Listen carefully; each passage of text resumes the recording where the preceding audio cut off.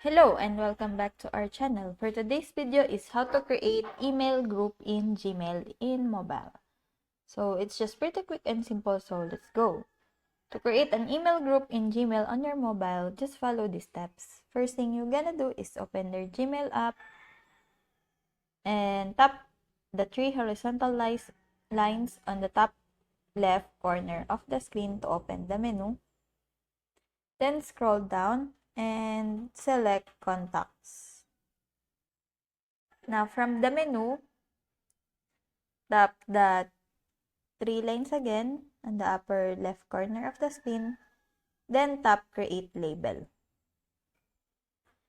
Enter a name for a new email group in the label name. Then just press OK. Then now you can add contact by pressing Add a Contact. Now press the people you wanted to add.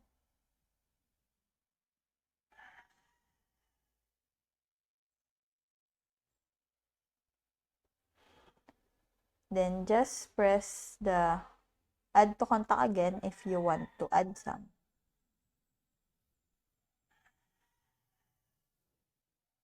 Now tap the three dots in the top right corner of the screen to open the contact options.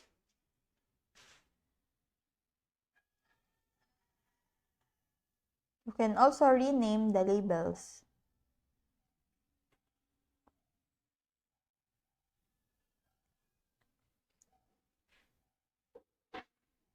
Now tap the three dots in the top right corner of the screen.